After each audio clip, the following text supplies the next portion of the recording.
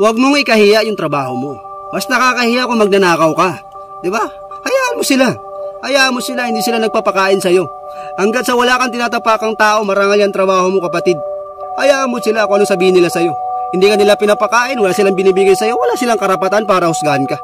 Mas nakakahiya kung yung kinakain mo at pinapakain mo sa pamilya mo galing sa pagnanakaw. Ang importante, hindi mo hinihingi sa kanila ang kinakain mo at pinapakain mo sa pamilya mo. Laban lang. Ganun lang ang buhay. Hanggat sa wala kang tinatapakan, wala kang sinasaktan, okay yan. Hayaan mo sila manlait sa'yo. Ha? Wala silang ambag sa buhay mo. Kaya wala silang karapatan sa sarili mo. Kahit anong trabaho, basta hindi pagnanakaw, basta marangal, okay yan, kaibigan. Ha? Laban na sa buhay, sa hirap ng buhay ngayon. Ang dami pa rin taong mapangusga. Light-lightin ka nila sa trabaho mo, kaysa nag-graduate ka naman kung ano-ano, tapos diyan ka lang, kaysa naman tumambay ka, kapatid. Diba?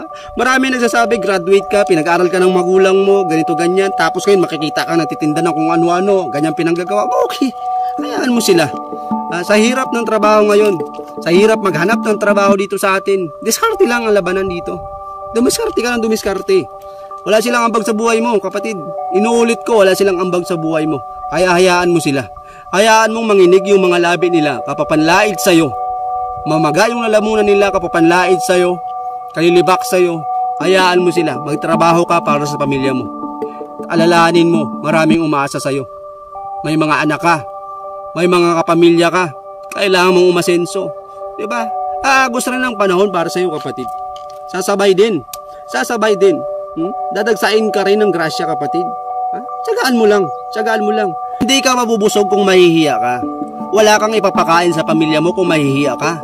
Mamimili ka ng trabaho dito sa atin sa Pilipinas na alam natin napakahirap dito maghanap ng trabaho kahit nag-graduate ka pa. Ano pa pairalin mo? Yung kahihiyan at sasabihin ng ibang tao? Diba? Sumabay tayo sa agos ng buhay. Kung ano yung pwedeng pagkakitaan, grab natin. Kahit ang kita natin sa isang araw, 10 piso or 100 or kahit ilan pa dyan. Basta pinaghirapan natin, hindi tayo nagnakaw, okay yun. Gusto din yung panahon para sa atin. Bubuhos din yung swerte para sa atin. Yun ang lagi nating tandaan, kaya magsipag lang tayo at manalangin tayo, kapatid. Kaya alam mo yung mga tao, ipanalangin na lang natin sila na sana gumanda pa ang buhay nila.